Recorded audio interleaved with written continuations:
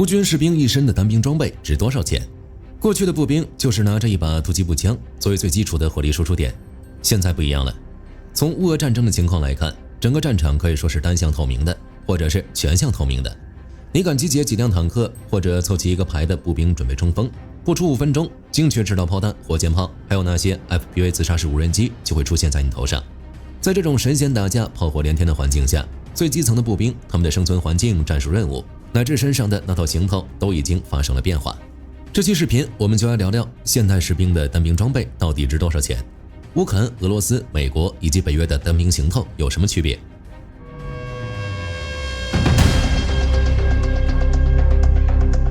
乌克兰军队的装备可以说是五花八门，什么都有，物资来源太杂了，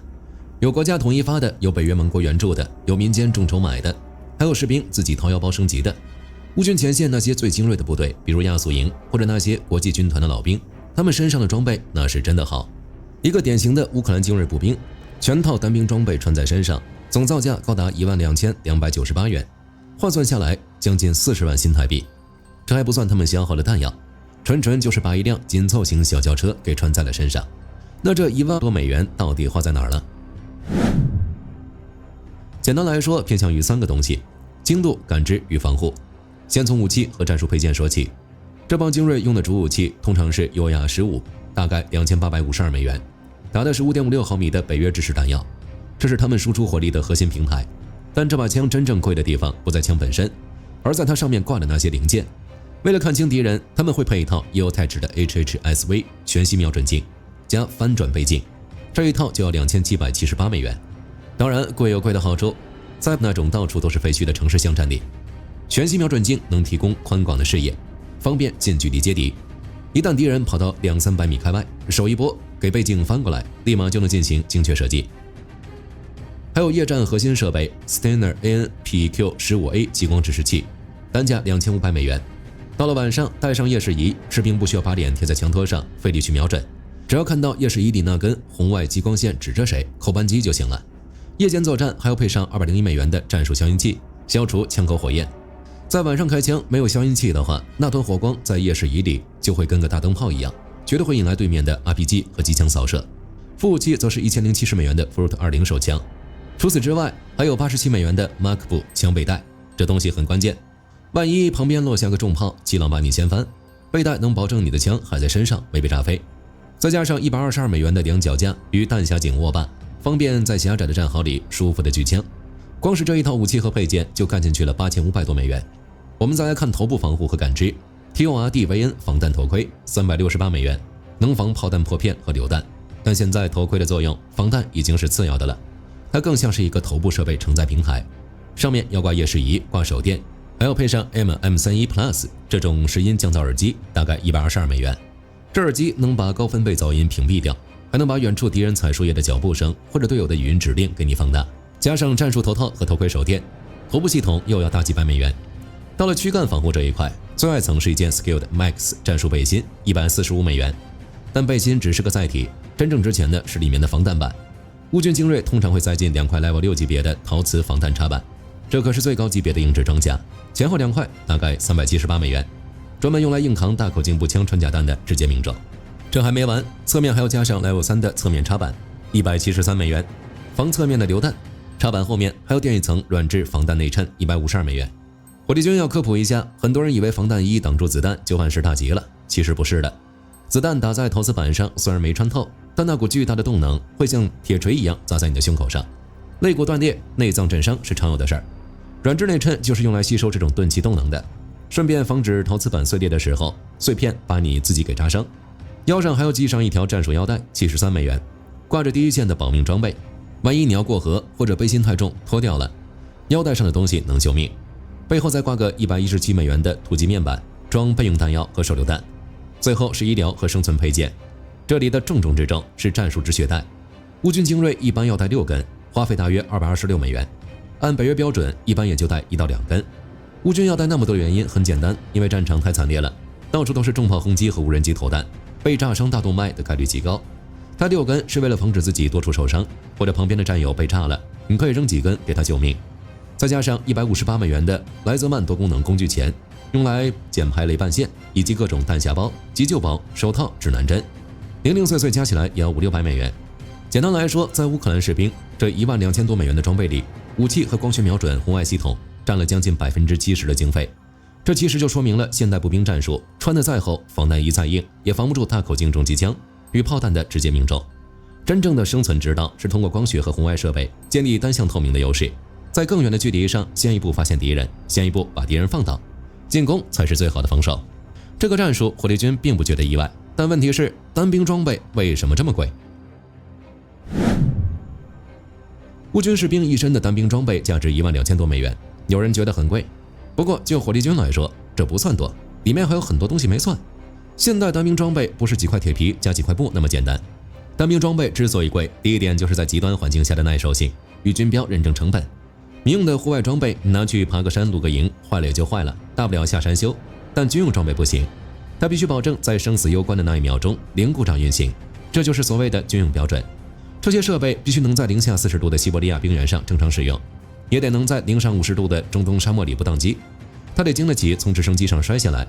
经得起泡在充满盐分的海水里，甚至还得扛得住沙尘暴的摩擦、化学武器的侵蚀。为了达到这种变态的标准，军工企业不能用普通的塑料和金属，必须用极其昂贵的特种复合材料——航空铝材、高强度碳纤维。在生产过程中，还要进行极其繁琐的抽样破坏性测试。造出来100个，可能要摔坏10个来验证质量。这种超高规格的品控流程，让一台看起来普普通通的战术平板电脑或者一个激光测距仪，成本直接飙升到民用同类产品的5倍甚至10倍以上。还有就是供应链与地缘政治法案的限制，这个在美军身上体现的最明显。美国有个非常著名的法案叫贝里修正案，这个法案硬性规定，美军采购的纺织品、金属和原材料必须100%在美国本土采购和加工。你不能找个代工厂用廉价劳动力批量生产，这就意味着军工企业必须雇佣薪水高昂的本地工人。此外，军工标准要求极端透明，这套装备上的每一颗螺丝钉、每一块陶瓷防弹机体都必须能进行全生命周期的追溯，哪怕是10年后出了问题，都能查出来这颗螺丝是哪个工厂、哪条流水线、哪天生产的。很多产品出厂还要打上防伪的激光编码。不过最重要的原因还是科技产品。现在的步兵相当于战场上的一个移动基站。以前那些体积庞大、只能装在卡车或者指挥所里的高科技，现在被塞进了单兵口袋里。比如美军随身带的 PRC-163加密电台，这么小个东西要支持多频段、多网络实时并发，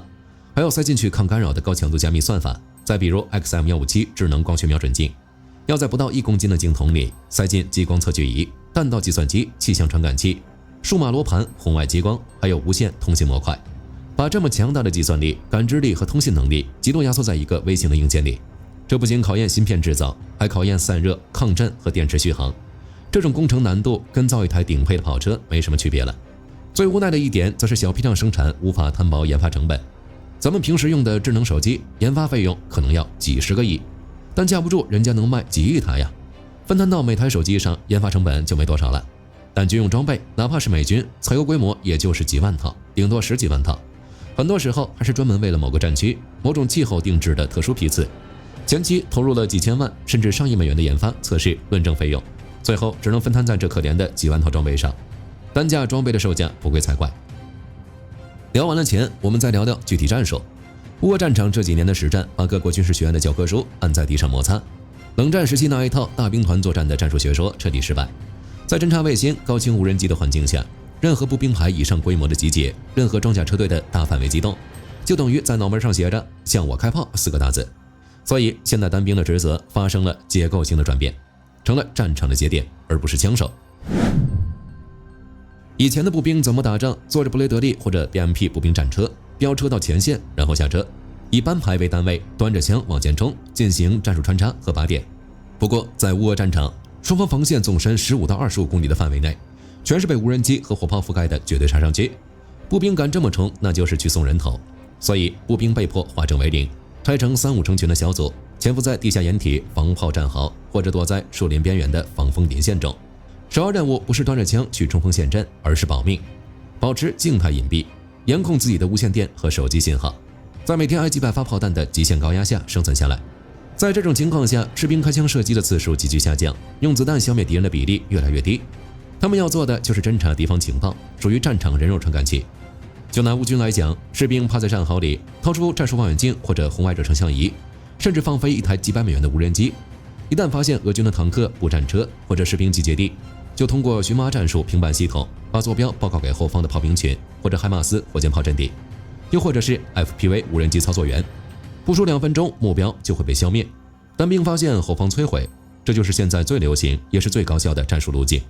可以说，现在的士兵最致命的武器不是手里的枪，而是叫人。就以上这种作战场景来看，为了避免被无人机发现，步兵也要操心电磁频谱对抗。现在得有人专门背着便携式的无人机探测器，比如丘姆丹或者安拉可夫的单兵缩水板，手里还得端着干扰枪。由于上面说的那些原因，前线太危险了，运箱子弹上去或者拉一个伤员下来，往往要付出更大的代价，所以乌军已经开始和机器人做搭档了。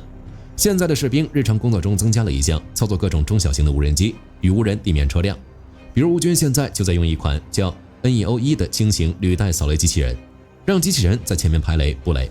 或者用越野底盘的 UGV 顶着炮火往前线运送弹药罐头，把重伤员拖回来。毕竟机器炸了可以再造，老兵没了那就是永远没了。也正是因为步兵战术的变化，现在各国单兵装备都发生了变化，其中最突出的就是美欧。乌克兰这边我们已经聊过了，高度务实，国家没钱搞全套的高精尖研发，那就用美欧援助，加上民间买得到的顶尖商业科技来拼凑一套最实用的系统。在致命杀伤方面，直接对标美军特种部队的水平。EOTech 瞄具、红外激光，该花钱绝不手软。在保命细节上，多倍止血带、狂堆防弹等级，虽然长得不够统一，但在战壕里是真的能打，也是真的能活。俄罗斯也开始转型，说实在的，俄军的单兵装备在这次冲突初期吃尽了苦头。他们之前主推的那个战12系统，官方宣传说造价3000美元左右，配发了30万套，但一上战场全露馅了。那个6B45防弹背心重得要死，防护面积还不怎么科学，配发的 EP87全息瞄准镜质量拉胯，用着用着就歇菜。很多前线的俄军士兵发现，穿着这套官方行头不仅笨重，还容易送命，逼得没办法，很多士兵只能去俄罗斯的二手交易平台 AVITO 或者是电报上的群里自己掏钱买装备。为了凑齐一套能用的4级防护服和基础装具，往往要自费3000多美元。俄罗斯虽然打得不行，但这种面子工程必须要做。从2023年开始，俄军精锐和突击队开始换装，推出了 VKPO 3.0 全集结套件和射手模块化防弹系统。这套系统发生了很多转变。首先，迷彩换了，放弃了以前那个看着就很苏军的 EMR 数码暗花迷彩，全面导向了没有主流的多地形迷彩，还强化了防破片能力。俄罗斯的潜行者装甲市面价炒到了5700多美元，它增加了大面积的方轮软质护颈、护腰、护裆，甚至连防弹短裤都安排上了。不过尴尬的是，因为产能不足，现在大批新动员的俄军还没用上这些装备。标准化这条路，俄罗斯还要走很久。美国的话财大气粗，如果说世界上单兵装备最好的军队，那绝对是美军，没有之一。普通步兵的一套标准装具造价在36000美元左右，特种部队那更是10万美元起步。这样的目的就是把伤亡率降到最低。比如换枪换口径，美军觉得 5.56 毫米的 M4 打不穿中俄的新式防弹衣了，直接搞出了 M7 突击步枪，用了 6.8 毫米的高疼压弹药，这枪光采购价就要11255美元。新枪还要配 XM157 智能火控瞄准镜，单价10800美元，里面集成了弹道计算、气象感知，士兵不需要算什么风速、距离、弹道下坠，瞄准镜全帮你算好了，直接给出一个红点，你照着红点扣扳机。一个新兵在800米距离以上的首发命中率能赶上以前的王牌狙击手。还有就是夜间态势感知，美军配发的 ENVGB 融合夜视系统，13000美元一具。它把热成像和微光夜视结合在一起，能在镜片上直接用黄色的高亮轮廓把隐藏的敌人给你勾勒出来。不过美军这套系统也有隐患，造价太高，后勤维护也很难。